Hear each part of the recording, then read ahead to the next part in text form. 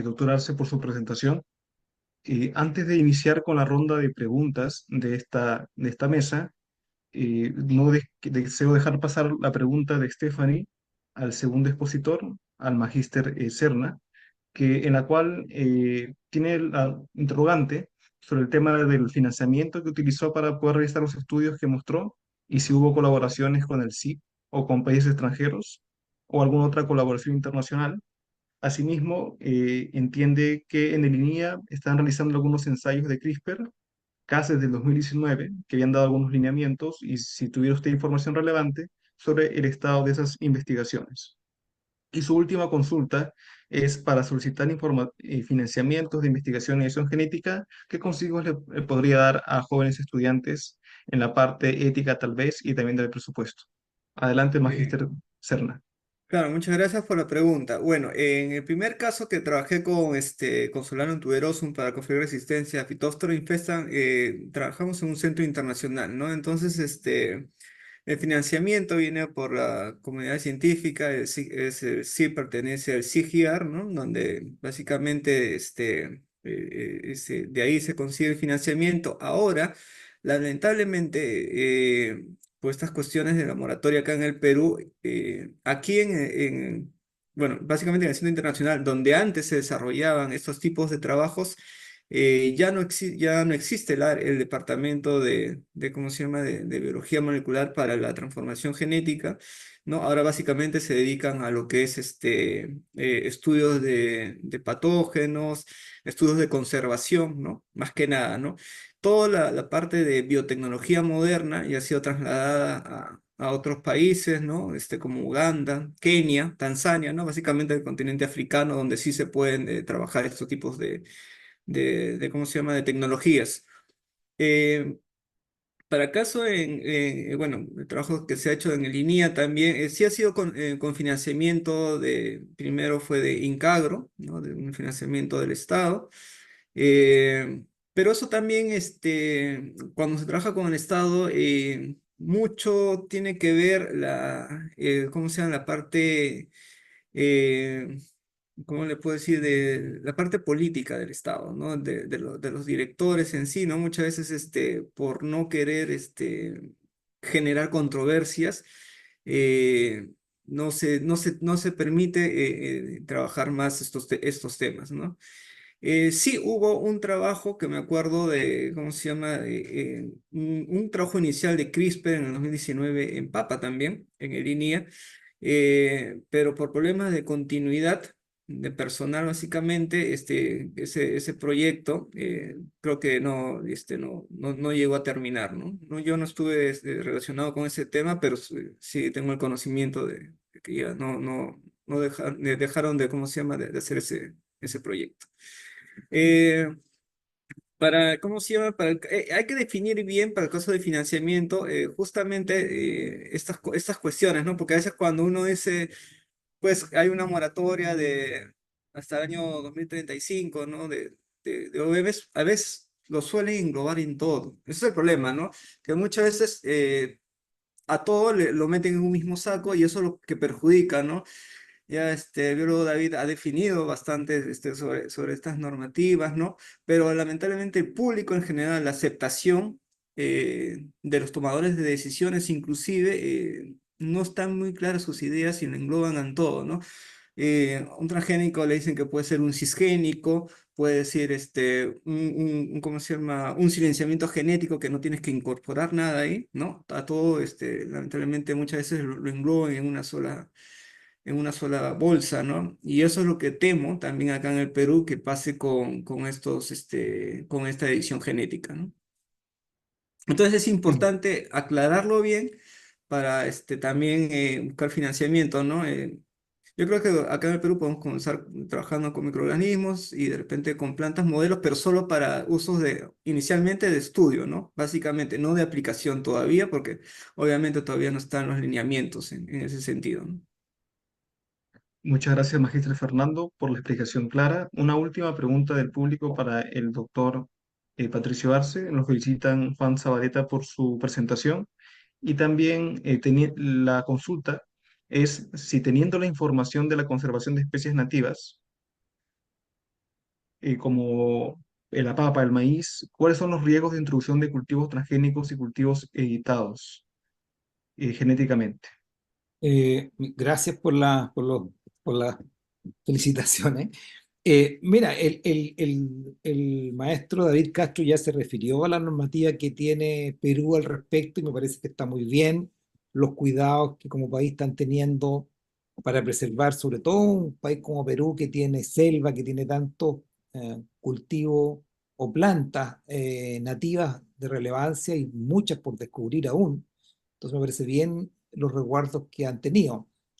Ahora, no hay que tenerle tampoco miedo a estas herramientas, particularmente a la edición, porque la edición, como ya en dos o tres expositores hemos enfatizado, y para lo mejor algunos otros previos, nosotros no estamos introduciendo nada nuevo a las plantas, simplemente estamos eliminando, en algunos casos en forma localizada, en el caso nuestro específicamente los estomas, que son una estructura muy pequeña dentro de toda una planta, para que ese gen no se exprese y por tanto permita que la planta siga haciendo lo mismo, pero de manera un poquito diferencial. El que, por ejemplo, en el caso de lo que estamos haciendo nosotros, la planta no abra su estoma en un 100%, sino que en un 80%, la fotosíntesis no se afecta en lo absoluto, porque la fotosíntesis es un proceso enzimático. La transpiración es un proceso físico-químico que tiene que ver con la diferencia de potenciales hídricos entre la hoja y la atmósfera. Entonces, una pequeña modificación de ese tipo se afecta exclusivamente la transpiración sin afectar la fotosíntesis, entonces cambios metabólicos no son esperables en esas plantas, pero sí plantas que sean más eficientes en el uso del agua, porque recuerden ustedes que la eficiencia en el uso del agua es un cociente entre la fotosíntesis y la transpiración. Y si la planta transpira menos y hace la misma fotosíntesis, va a ser más eficiente en producir lo mismo con menos agua, que es hacia donde estamos yendo y hacia donde mucha gente hoy día en Europa, particularmente en Inglaterra, lo estamos usando mucho, esto que hemos descrito en cereales, como son cultivos anuales, ellos están yendo mucho más rápido que nosotros porque tienen primero más recursos y segundo porque los cultivos de interés para ellos son anuales. Pero esta estrategia de modificar el índice de poro automático es algo que se está comenzando a usar ya en estos últimos años. Y en relación al último mencionado, también Jack le hace una pregunta sobre si reducir la actividad de estomas puede inducir mecanismos compensatorios o cambios metabólicos a largo plazo, que creo No, que no, tiene relación. no deberían, Ya. porque nosotros estamos usando edición génica, pero también cuando se hacen plantas poliploides, que es otra tecnología que en mi laboratorio se utiliza, cuando uno hace plantas poliploides, que se aumenta el número de cromosomas, se pueden duplicar o inclusive más. De hecho, la mayoría de las plantas hoy día importantes hay muchas plantas que son poliploides naturales, como la papa misma, el café, el algodón, son plantas poliploides. El 70% de los pastos que existen en el mundo son poliploides y se ha hecho en forma natural y uno lo puede hacer en el laboratorio. Y cuando uno hace plantas poliploides, una de las cosas que modifica mucho es el número y el tamaño de los estomas. Nosotros estamos induciendo plantas poliploides, arándanos de hecho ya lo hicimos, en varios otros frutales también lo hemos hecho, y estamos seleccionando de esa variabilidad que se genera plantas que tengan menor índice de poro estomático, ya sea que o reduciendo el número o reduciendo el tamaño de los estomas, estamos seleccionándolos para que sean más tolerantes a la falta de agua, porque Chile es un país que se va a ver muy, muy afectado por la falta de agua en las próximas décadas. Muchas gracias, doctor Arce, por la respuesta. Iniciamos con el bloque de preguntas a cada uno de los panelistas. Y la primera pregunta es la siguiente. ¿Cómo puede la edición génica contribuir a la seguridad alimentaria en Perú, especialmente en regiones vulnerables a la inseguridad alimentaria? Inicia el magíster David Castro, luego le secunda el magíster Fernando Serna y finalmente el doctor Patricio Arce. Cada uno cuenta con 3 minutos. Cuando le haga una seña de esta manera por el Zoom, quiere indicar que le faltarían unos 20 segundos para concluir con su participación. Adelante, magíster David Castro. Gracias, Philip. Sí, bueno, yo coincido plenamente con el doctor Arce, ¿no? Entonces, el principal, digamos, ayuda que puede dar la edición génica para la seguridad alimentaria, pues, es a nivel de contrarrestar pues es, digamos, lo que más afecta en realidad a la agricultura. Cuando uno consulta a los agricultores y ve cuál es el mayor temor, en realidad las plagas no pasan a primer plano, a pesar que el cambio climático aumenta la incidencia de plagas por el aumento de las temperaturas, hace que las plagas migren a zonas donde antes no habían, por ejemplo, zonas más altas, que eran más frías, pero hoy en día aparecen plagas que no estaban presentes ahí, pero de alguna manera tienen forma de controlar las plagas. Tienen pues prácticas de manejo integral de plagas, puede tener plaguicidas, pero cuando hay sequías, ahí ya no puedes hacer nada contra ese efecto, ¿no? Entonces ahí es donde el ventaja que puede ofrecer la edición génica es ese nivel, ¿no? Y considerando la agrodiversidad que hay pues en nuestros países, por ejemplo, en el caso del Solanum, al cual pertenece tanto la papa como el tomate, hay una enorme diversidad genética de plantas que sobreviven sin ningún tipo de ayuda, por así decirlo, en zonas tan desérticas como el desierto de Atacama, o acá al sur del Perú, en Arequipa, Moquegua, Tacna, ¿no? Entonces ves ahí las plantas de Solanum penelli, Solanum peruvianum, Solanum chilense, que crecen sin ningún tipo, pues, de humedad que hay en el ambiente, ¿no? Entonces, estas plantas de Solanum tienen genes interesantes de tolerancia al estrés hídrico que pueden ser identificadas a través de secuenciación genómica y buscar los genes ortólogos, ¿no? En las plantas convencionales o en las variedades comerciales para qué cambios se pueden hacer a nivel de esos alelos para promover de alguna manera que toleren mejor el estrés hídrico, ¿no? Muchas gracias. Adelante, Magíster Fernando Serna. Sí, muchas gracias. Bueno, según el informe de la FAO sobre seguridad alimentaria y nutrición, pues hace algunos años el Perú contaba con más de 8 millones de peruanos en estado de inseguridad alimentaria. Después de la pandemia, ese número ha aumentado al más del doble, 16,6 millones de peruanos de inseguridad alimentaria. Ahora, si lo ponemos ¿cómo se llama? A nivel de regiones, según el índice del hambre, mundial del hambre, en el caso de regional, nosotros tenemos 7 regiones acá en el Perú que está en una alta crisis de seguridad alimentaria, ¿no? En el cual son Apurímac, Huánuco, Huancavelica, Ayacucho, Cusco, Cerro de Pasco, ¿no? Sobre todo ¿cómo se llama? Las regiones altoandinas, ¿no? Entonces hay que ver para justamente qué cultivos se producen ahí y cuáles son los riesgos, ¿no? Como ya muy bien lo han expresado, ¿no? En caso de, bueno, patógenos que eso incrementa por el calentamiento global, pero los factores que son más importantes, que causan efectos negativos en la producción, es justamente los producidos por el cambio climático, ¿no? Estamos hablando de heladas, sequías, ¿no? Nosotros contamos con una gran variedad, biodiversidad de cultivos, ¿no? Tenemos 3.000 variedades de papa, 50 razas de maíz, 20 ecotipos de quinoa, ¿no? Así como granos andinos y frutos amazónicos, en el cual podemos identificar diversidad de genes, ¿no? Justo yo tengo un trabajo también en quinoa, trabajamos con más de 20 variedades de quinoa entre comerciales y mejoradas, y hicimos una identificación de genes también resistentes ¿cómo se llama? Sequía. Fue importante porque identifiqué justo muy parecido ¿cómo se llama? El trabajo que el doctor Arce está desarrollando, ¿no? Identificamos genes involucrados justamente con la apertura y cierre de los estomas, ¿no? Entonces, identificar estos genes fue muy importante porque estos genes podemos por edición genética, estamos hablando de la misma especie quinoa, eh, colocarlas ¿cómo se llama? O compararlas con quinoas comerciales que son afectadas con la sequía, ¿no? Que bajan su nivel de producción. De repente, por ahí, no sé, hacemos una sobreexpresión de un gen determinado o simplemente la mutamos, ¿no? Justamente ¿cómo se llama? El cierre de los estomas o la producción de ácido acícico. Son solamente ejemplos para que nos pueden ayudar pues ¿cómo se llama? A enfrentar ¿cómo se llama? La seguridad alimentaria acá en el Perú. Muchas gracias, Magíster Fernando Serna. Adelante, doctor Arce. Mira, yo creo que hay varias cosas que son preocupantes para nuestros países. Una son los recursos humanos, y yo pienso que es súper importante, sobre todo que hay jóvenes escuchando, que se capaciten.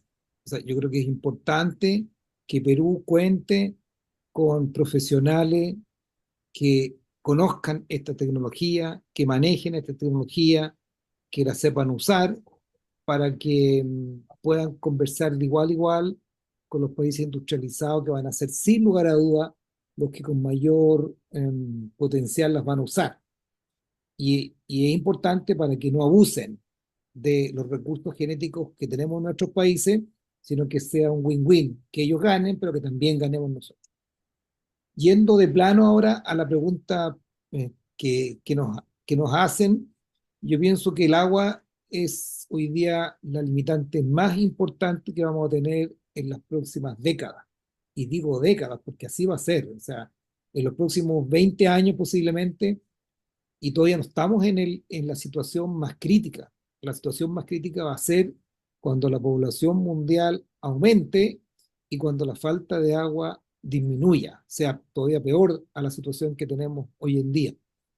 Esa va a ser una situación complicada y particularmente atendiendo a que la distribución de la población mundial es asimétrica. Hoy día el 80% de la población del mundo está en el hemisferio norte y el 20% está en el hemisferio sur. Y por cuando seamos 10 billones, va a ser peor aún. Va a ser 85% en el hemisferio norte y el 15% en el hemisferio sur. Y se supone que el hemisferio sur va a ser el lugar donde tenemos los suelos y la producción futura de alimentos. Entonces, ustedes imagínense lo que va a significar eso del punto de vista de migraciones de poblaciones, de distribución de alimentos. O sea, se puede uno imaginar que pueden haber problemas muy serios si el mundo no se toma en serio este tipo de problemas. Y el otro problema que yo visualizo que seguramente en los próximos decenios va a ser importante es el fósforo.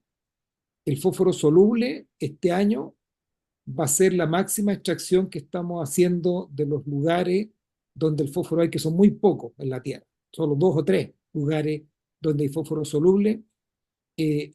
Como siempre hay fosfato soluble y uno lo puede comprar, superfosfato triple, qué sé yo.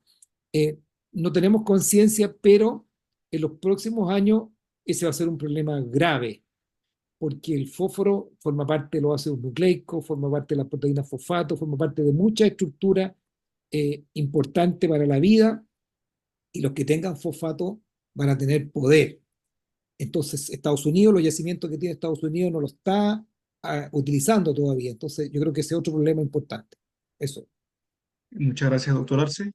Pasamos a la segunda pregunta.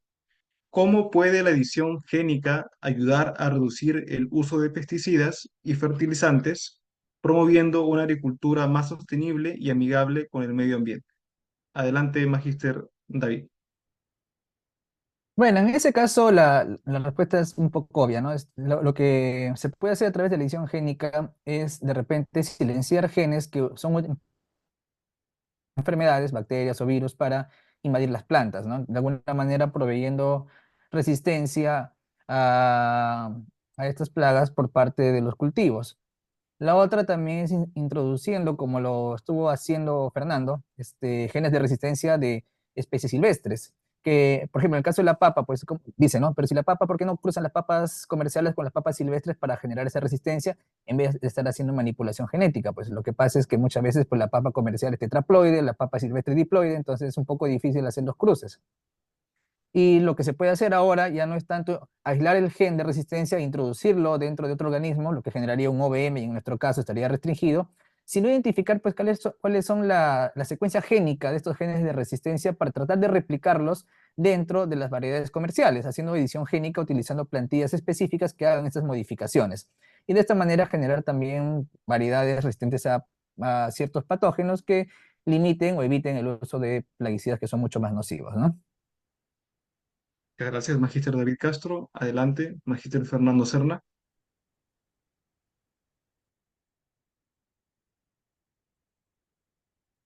Su audio está apagado. Sí, bueno, perdón. Bien. Bueno, en el caso del, digamos, lo que es cómo puede ayudar la edición genética a reducir el uso de pesticidas, de fertilizantes. Bueno, como ya el doctor Arce también está hablando sobre fósforo, aprovechamos un poquito, ¿no? La aplicación de fósforo, la planta solamente aprovecha el 30% del fósforo, ¿no? Que se coloca en la tierra, ¿no? El 70% restante se va en las lluvias, en el río, ¿no? Produciendo contaminación. hay unos estudios que, ¿cómo se llama?, que han identificado inclusive genes, ¿cómo se llama?, que están involucrados en la simbiosis con hongos micorrízicos, ¿no? Estos que permiten ayudar en la absorción del fósforo, ¿no? Entonces, estos genes controlan la cooperación entre hongo y planta, ¿no? Por estos estudios se ha determinado que apagando, ¿no?, por edición genética, este gen ayuda justamente a la simbiosis entre planta y ¿cómo se llama? Hongos microrrízicos que van a permitir una mejor absorción del fósforo, ¿no? Y el fósforo pues está ligado a muchos procesos en las plantas, ¿no? La fotosíntesis, el desarrollo radicular y por ende también a la defensa, a la resistencia a ciertos patógenos. Entonces, este es un punto importante que la edición genética, justamente estudiando tus genes, podemos aplicarlo, ¿no? Para reducir el uso de fertilizantes. ¿No? Y en el caso de plagas, ¿no? La edición genética, pues también lo que se hace también en modificación genética, ¿no? Por ejemplo, en el caso también creo que David comentó, ¿no? En el caso de Aedes aegypti, ¿no? Que se usan mosquitos transgénicos justamente para reducir las poblaciones, ¿no? De estas, de este mosquito que produce enfermedades como el Zika, el dengue, etcétera, etcétera, ¿no? Probablemente utilizando estudios, ¿cómo se llama?, edición genética, se puedan editar estos genes para, ¿cómo se llama?, no producir hembras, por ejemplo, ¿no? En el caso ¿cómo se llama?, de Aedes, ¿no? En el caso de nosotros, que, bueno, por el calentamiento glomático, ya hemos visto ya en Piura, tenemos, hubo una incidencia, ¿no?, de plagas. eh, con edición génica se puede, pues justamente alterar este tipo de ciclo vital, ¿no? Ciclo biológico, mejor dicho, ¿no? De estas plagas y podemos reducir su población, ¿no? Algo que normalmente, convencionalmente se hace, por ejemplo, en el caso de cenaza, hace con musgo de la fruta, que ellos lo irradian para tener machos estériles. Lo que nosotros podríamos hacer en vez de utilizar esta tecnología es justamente hacer la edición genética, identificando genes involucrados a la fertilidad, ¿no? Muchas gracias, Magíster Fernando Cerda. Adelante, doctor Arce. Bueno, lo primero que quisiera decir referente al uso de pesticidas y fertilizantes es que la agricultura mundial depende absolutamente del uso de pesticidas y fertilizantes. O sea, eso lo digo para tener una cuota de realismo, porque hoy día es impensado reemplazar todos las sustancias, los fertilizantes químicos y los pesticidas por transformarnos, por ejemplo, en que fuéramos 100% orgánicos. Eso es imposible en la actualidad de generar el alimento que requeriríamos para la población. Entonces, la palabra que ahí dice reducir está muy bien utilizada porque ese es un escenario realista. Tenemos que ir hacia una agricultura en que sea lo más vivo, que se cambien los fertilizantes químicos por fertilizantes que provengan de plantas, que provengan de otros organismos vivos, y eso va a ser una gran ventaja, y también por utilizar biopesticidas o bioestimulantes, cuestión que tenemos que trabajar bastante más todavía porque hay mucho por hacer. Muchos de los bioestimulantes que hoy día existen se extraen de algas. Perú y Chile tenemos enormes costas y sin embargo los principales productores de esto no son ni Perú ni Chile, sino que son otros países. Entonces ahí una falla tecnológica que estamos teniendo nosotros y que tiene que ver con lo que mencionaba en el punto anterior de tener capacidades propias para poder utilizar los recursos naturales que nuestros países tienen. Ahora, por supuesto que la edición génica va a ayudar mucho en esta meta, pero, pero hay que tener conciencia de que todavía tenemos harto para independizarnos de ello. ¿Mm? Muchas gracias, doctor Arce, por la participación. Ahora vamos con la siguiente pregunta. ¿Qué oportunidades ofrece la edición génica para la conservación y revitalización de cultivos tradicionales y variedades locales en Perú? Adelante, Magíster David Castro. Sobre esta pregunta sí me gustaría mencionar que la conservación de la agrobiodiversidad cuesta, ¿no? Y muchas veces este costo que implica conservar la están asumiendo pues los agricultores familiares, muchos de ellos de subsistencia, porque son ellos finalmente los que conservan, porque también hay agricultores familiares que emplean variedades comerciales para el mercado. Pero, ¿cómo podemos hacer para que esta agrobiodiversidad conservada por estos pequeños productores realmente les genere a ellos un incentivo para seguir conservándolo, para seguir cultivándola? ¿Por qué? Porque finalmente lo que están haciendo ellos es brindar un servicio ecosistémico, ¿no? Porque esta agrobiodiversidad es la base del mejoramiento genético, ya sea convencional, ya sea por ingeniería genética o por edición génica. Entonces, una forma es ligar la innovación con la conservación. O sea, no que estos, digamos, agricultores familiares sean receptores de las variedades mejoradas, sino que más bien sean los proveedores del recurso genético. Y a través de mecanismos como el protocolo de Nagoya, que el Perú ha ratificado, donde lo que se busca es que haya una distribución justa y equitativa de todos los beneficios que genere el uso de los recursos genéticos, proveerles, digamos, parte, digamos, de los beneficios que genera innovación agraria a través del desarrollo de nuevas variedades, para que ellos mantengan o sigan conservando.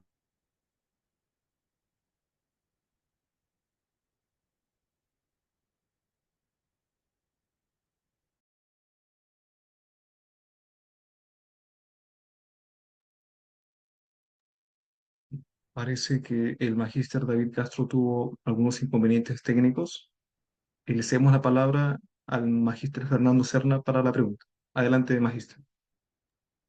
Gracias. Bueno, como ya les había comentado anteriormente, el Perú es un país megadiverso, ¿no? Tenemos diversidades, tenemos colecciones, banco de germoplasma, ¿no? ¿Cómo se llama? Bueno, quina, kiwicha, amaranto, cañigua, oca, mashua, eh, papa nativas, ¿no? Maíz morado, ¿no? Pero estos, como dijo David, ¿no? Mantener esta diversidad cuesta, ¿no? Normalmente es asumida por el Ministerio de Agricultura y con las diferentes instituciones, pero que realmente mantiene, conserva esta diversidad, son los campesinos y los agricultores que mediante conocimiento ancestral ellos han venido justamente preservando nuestro material genético, ¿no?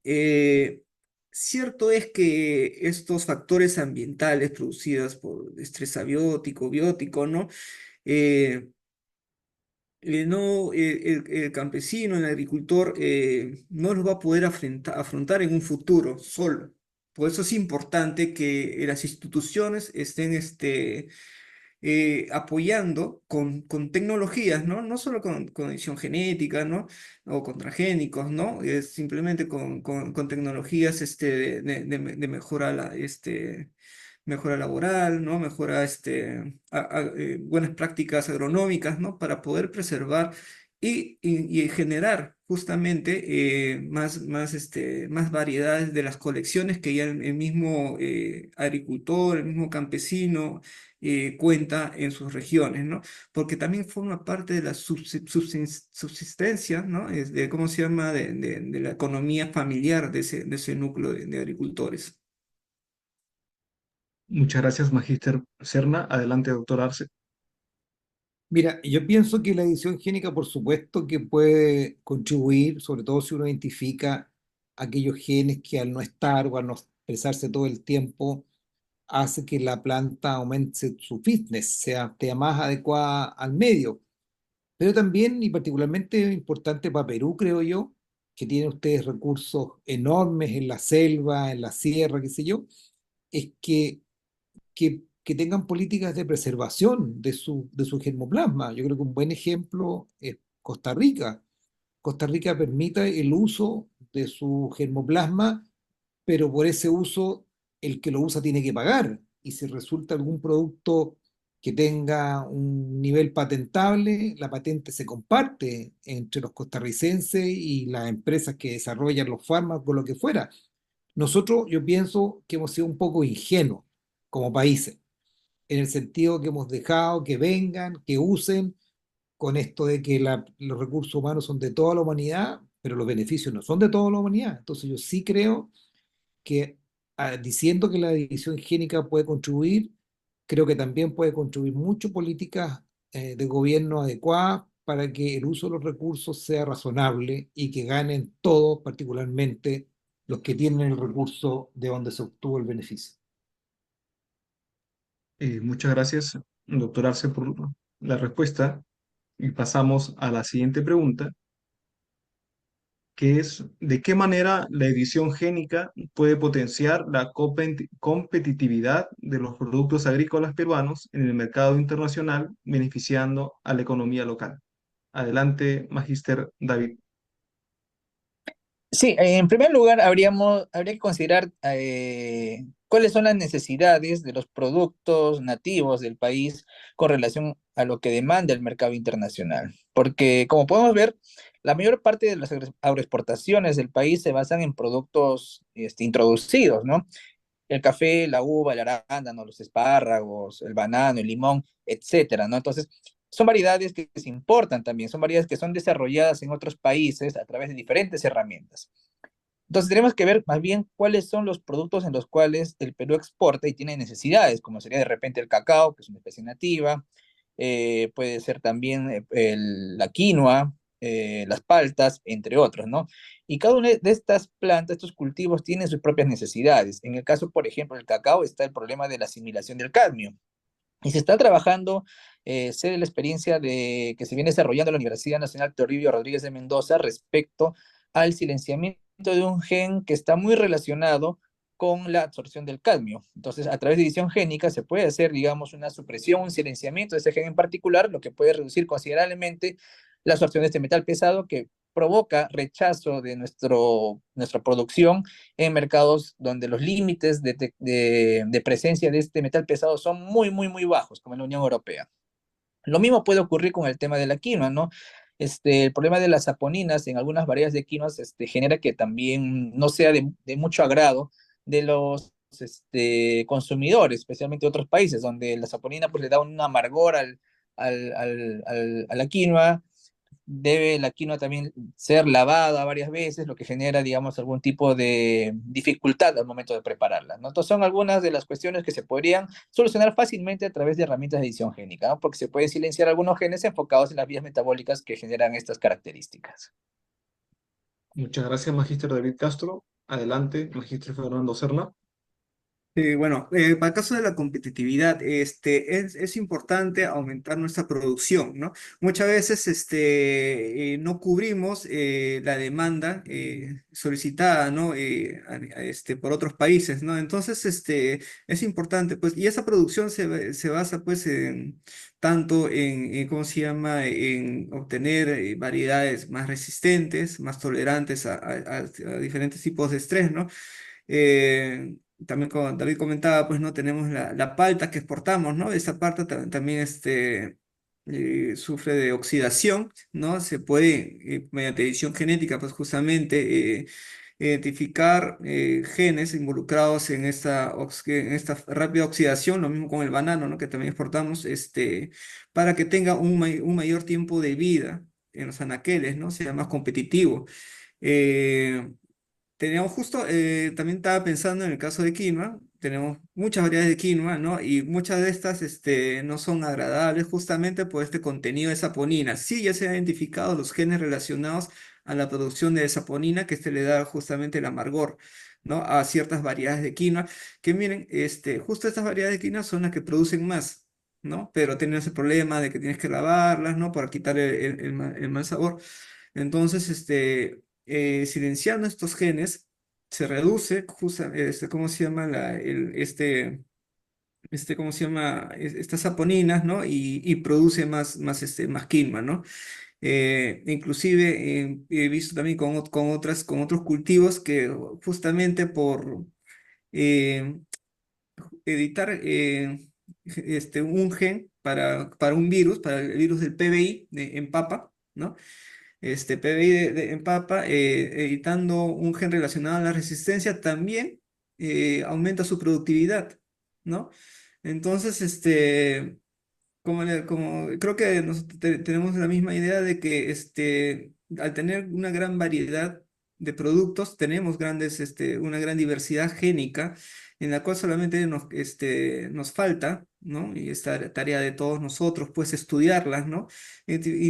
Trabajar con una sola especie cada centro, cada institución, y dedicarse solamente a ese cultivo, identificar genes relacionados pues a estrés, a helada, a sequía, ¿no? Que eso nos va a aumentar nuestra competitividad en el mercado mundial, ¿no? Tenemos el camu camu, que tiene un alto contenido de vitamina C, mucho más que la naranja. Nosotros exportamos también naranja, ¿no? ¿Qué le pasaría si nosotros aumentamos el contenido de vitamina C en las naranjas que producimos nosotros por edición génica, ¿no?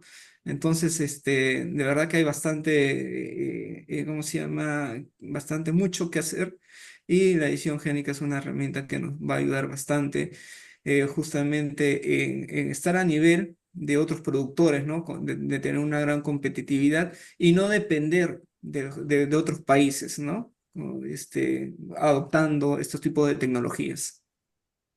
Y muchas gracias, Magíster Serno, por eh, la respuesta. Le damos el pase al doctor Patricio Arce. Gracias, Felipe. Bueno, la edición génica, por supuesto que puede potenciar la competitividad, pero también la puede hacer perder, porque así como estamos haciendo edición génica nosotros de manera preliminar, también la están haciendo los países desarrollados. Y acaba de dar el colega el ejemplo de la palta. Los norteamericanos acaban de generar una palta por edición génica que no se pardea. Yo hice hace algún año atrás lechuga por una postdoc editando el gen de la polifenol oxidasa, y las lechugas no se pardeaban. Lo que pasa es que la lechuga es mucho más fácil regenerar que la palta. La palta es particularmente recalcitrante y la regeneración de la palta es muy difícil, salvo los australianos en Queensland, que son los que tienen más avanzado el sistema de regeneración de la palta. Es difícil y por eso que tan poca gente se ha metido, pero ese es un cultivo que para Perú es muy relevante. Además, Perú es un país, junto con Chile, que somos exportadores de fruta, pero la fruta es alimento, y eso es una necesidad creciente. Entonces, hoy día vamos a seguir siendo, si tenemos los cultivos, la gente y el material para hacerlo, seguir siendo países exportadores de fruta y de alimento, por tanto, si es que la tecnología no nos deja atrás, si es que otros países no lo hacen mejor que nosotros. Entonces es un desafío importante usar esta tecnología en pos de aquellos cultivos nativos o no nativos en el cual tengamos ventaja competitiva con respecto a otros. Muchas gracias, doctor Arce. Continuamos con la siguiente pregunta, la cual es la siguiente.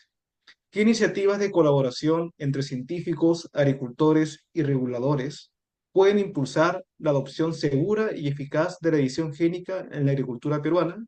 Adelante, Magíster David Castro. Con relación a esta pregunta, primero yo creo que a nivel de la relación que hay entre los investigadores con los propios productores y los agricultores, es un poco cambiar el enfoque de cómo se viene trabajando, ¿no? Actualmente se viene trabajando de un enfoque de arriba hacia abajo, ¿no? El investigador desarrolla una tecnología que espera que el agricultor la adopte porque, de acuerdo, digamos, al desarrollo que se ha realizado, le puede, digamos, convenir a reducir el uso de plaguicidas, a tener una mejor tolerancia al estrés hídrico, a facilitar el manejo de las plagas, etcétera, ¿no? Sin embargo, cuando muchas veces uno llega al terreno del agricultor, las necesidades que ellos tienen son diferentes, ¿no? Porque pueden tener, digamos, una variedad muy, muy buena, mejorada, con diferente resistencia, pero finalmente no tienen acceso a algunas condiciones básicas en la agricultura. Entonces, primero, lo que deberíamos hacer para que se adopte mejor la tecnología por parte de los agricultores, ir de abajo hacia arriba, ¿no? Ver cuáles son las necesidades y ver cuáles de estas necesidades se pueden solucionar a través de herramientas como la edición génica. Y también para que esto pueda lograrse y pueda facilitarse, es que también hay una relación muy estrecha entre los reguladores y los investigadores, porque finalmente son los investigadores quienes deben darle soporte técnico para que las regulaciones no se conviertan en un obstáculo, como muchas veces viene ocurriendo, ¿no? Es importante que la comunidad académica, los investigadores participen de los procesos de consulta pública de muchas normas que salen, digamos, antes de ser, digamos, aprobadas y convertirse en reglamentos o leyes, pasan por procesos de consulta pública, consulta ciudadana. La página del Congreso tiene una sección donde la ciudadanía puede aportar y decir si está a favor o en contra de una norma y proveer la evidencia científica suficiente para evitar que pasen con facilidad, porque al no haber de algún tipo de obstáculo o reticencia por parte de la comunidad académica, el Congreso y o los reguladores sacan normas, pues considerando pues que ellos no tienen ningún tipo de objeción, ¿no? Entonces es importante ese involucramiento al momento de desarrollar las normativas, ¿no? Muchas gracias, Magíster David Castro. Adelante, Magíster Fernando Serna.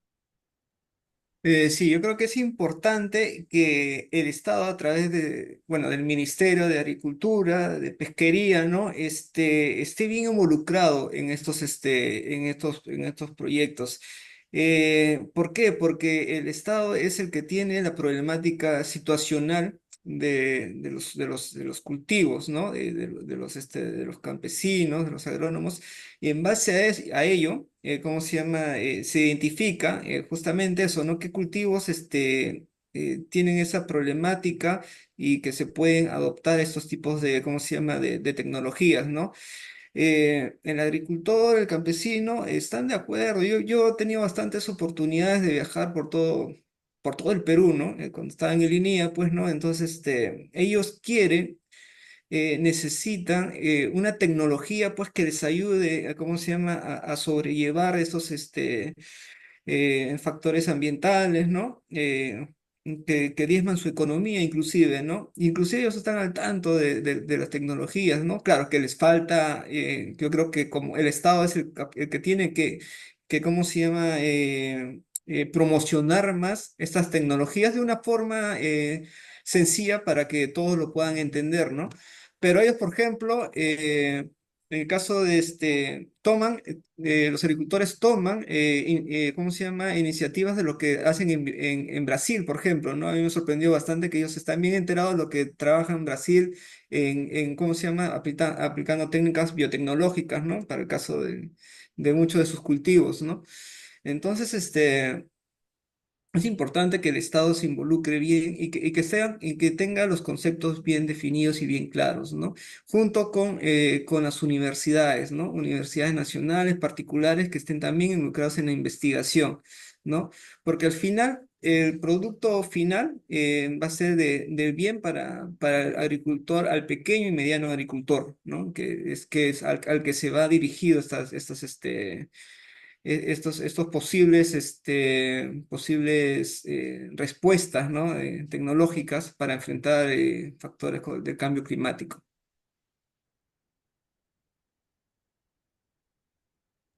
Adelante, doctor Elsie. Gracias, Felipe.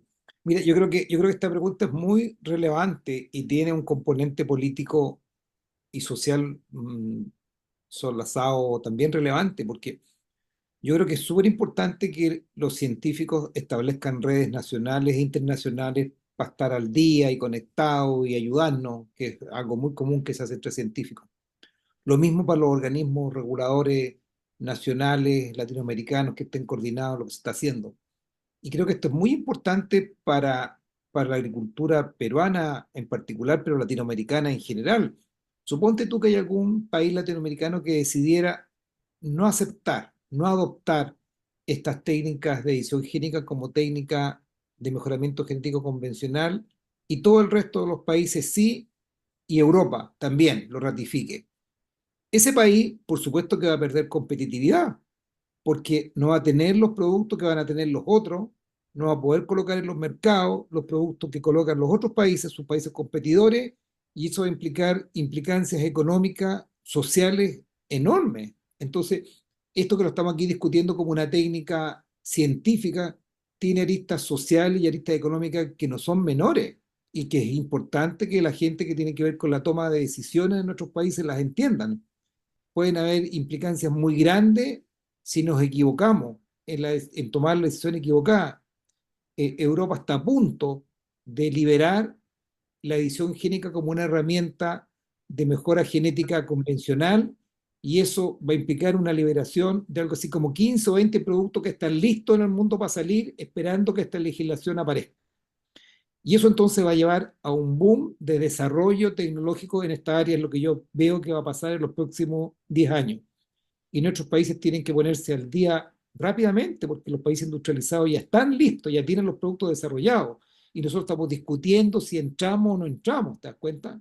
Entonces, es importantísimo que se tome conciencia de las implicancias sociales y económicas de una decisión como esta para países que son un eslabón muy importante de la economía de nuestros países el hacerlo bien. Muchas gracias, doctor Arce. Vamos con la última pregunta y esta es la siguiente. ¿Cómo puede la edición génica acelerar el desarrollo de cultivos más resistentes a enfermedades y condiciones climáticas extremas en comparación con los métodos tradicionales? Esto en referencia a la velocidad de la técnica de edición génica como tal versus los métodos convencionales. Adelante, David Castro. Sí, la desventaja que tienen los métodos convencionales es de que cuando haces la introgresión del gen de interés, también estás introgresando pues, genes que no aportan mucho desde un punto de vista productivo al cultivo, ¿no? Entonces, lo que demora ahí más es depurar esos genes que no son de tu interés a través de retrocruzas y eso genera pues una inversión de tiempo bastante considerable, ¿no? Entonces la edición genética se salta todos estos pasos de las retrocruzas porque estás introduciendo ya el gen de interés en el lugar que tú quieres introducir, sin necesidad de incluir toda esta carga genética que proviene de la variedad o del cultivar del cual estás obteniendo ese gen de interés, ¿no? Entonces, por ahí viene el tema de la rapidez y la facilidad que provee estas técnicas, ¿no? Muchas gracias, Magíster Castro. Adelante, Magíster Fernando. Sí, bueno, como decía David, ¿no? El mejoramiento convencional tarda tiempo, ¿no? Por ejemplo, aquí nosotros, las quinoas comerciales que nosotros tenemos han demorado pues más de 20 años en obtenerlas, ¿no? A partir ya de otras quinoas, ¿no? Nosotros contamos con 11 quinoas comerciales, ¿no? Las que están distribuidas en el mercado, ¿no? Pero han tenido un proceso de selección, ¿no? Eh, este mejoramiento convencional es azarosa, ¿no? O sea, vas a, ¿cómo se llama?, cruzar una variedad con otra y probablemente la mayoría de estas vaya a perder sus características esenciales, ¿no? Su productividad, resistencia, ¿no? Y probablemente uno por ahí que salga como una variedad candidata, ¿no? Que tenga las características que tú deseaste, ¿no? Pero para esto vamos a emplear recursos hídricos, terreno, ¿no? Suelo, fertilizantes, insecticidas, pesticidas, recursos humanos, recursos económicos, hasta generar una variedad ¿cómo se llama?, que deseada, ¿no? La edición genética es más directa, ¿no? Porque la edición genética ya tú estás simplemente ya introduciendo o silenciando un gen para una cierta característica, ¿no? Entonces, ya el proceso es mucho, mucho más rápido, ¿no? ¿Cómo se llama?, de obtenerla. Ahora, lo que sí podría demorar es la liberación, ¿no? De este cultivo, esta nueva variedad, digamos, que se pueda generar con la edición genética, ¿no? Eso va a depender de los lineamientos, ¿no? Que se desarrollen para estos cultivos generados por la edición genética, ¿no? Muchas gracias, Magíster Serna. Adelante, doctor Arce. Mira, por supuesto que la edición génica va a ayudar mucho porque los tiempos van a ser menores. Pues cuando uno parte de una variedad que ya tiene muchas características ventajosas y a esa variedad tú le afectas un solo gen, lo más probable es que el segregante que tú obtengas sea mejor que la variedad parental, que tenga todos los atributos de la fruta, del color, de la resistencia, qué sé yo, y tenga una mejora con respecto a la anterior. Por tanto, casi seguro que va a ser una variedad mejorada, de hecho. Cuando tú en cambio partes de una variedad y haces cruzamiento convencional a través del polen, va la mitad de la dotación genética de la madre, la variedad, y la otra mitad del polen, donde van genes que sirven y genes que no sirven. Entonces, eso hace que tú ganas una característica, pero perdí un montón de otras. Entonces, en el siguiente cruzamiento volví a recuperar lo que se perdió y en el siguiente cruzamiento lo siguiente, entonces uno demora muchos años. Nosotros acabamos en Chile de generar uvas resistentes al oidio. Ya lo tenemos eso hecho, lo estamos patentando y eso nos va a dar una ventaja enorme respecto de no tener que usar fungicida para controlar el oidio, que es una enfermedad de la uva de precosecha muy importante y lo hicimos tanto para uva de mesa como para uva de vino. De hecho, yo fui el responsable de ese trabajo que se está patentando en este minuto. Y eso le va a dar una ventaja enorme a Chile en la producción de uva y en la producción de vino, porque nuestras uvas no van a requerir las aplicaciones de de fungicidas que hoy día se usan, que son gigantes. El reciente problema que hubo en Europa se debió justamente a eso, que los europeos no fueron capaces de cumplir con las restricciones que había puesto la Comunidad Europea para reducir las aplicaciones de pesticidas, porque no fueron capaces. Pero se puede. Se pueden hacer uvas resistentes en este caso al oidio, y reduciendo a cero las aplicaciones de fungicida para el caso de producción de uva de mesa y de uva de vino. Y eso lo vamos a sacar en los próximos años. Entonces, Y se muchas puede gracias. hacer Sí, este tipo de cosas, yo creo, con ayuda de la ciencia, y es importante que eso se implemente. muchas gracias, doctor Arce. Reitero mi gratitud al magíster David Castro, magíster Fernando Serna y doctor Patricio Arce por la mesa redonda realizada el día de hoy. Yo pienso que ha sido una tarde muy productiva para todo el colectivo presente aquí en el marco de este quinto Congreso Internacional de Bioinformática organizado por la Sociedad Peruana de Bioinformática y Biología Celular. Muchas Me gracias por la gustaría, invitación. Ojalá me invitan de nuevo. Gusto de verlos. Saludos a los Sí, colegas. profesor, queremos Igualmente, invitarlo gracias. otra Gracias, vez. Karim. Un gusto haber conversado con Muchas ustedes también. Muchas gracias. gracias con adelante, Karim. Ha sido necesario esto. Gracias. Gracias. Gracias a Muchas ustedes. gracias. Tengan entonces muy buenas tardes. Que estén bien. Gracias, Philip. Un gusto.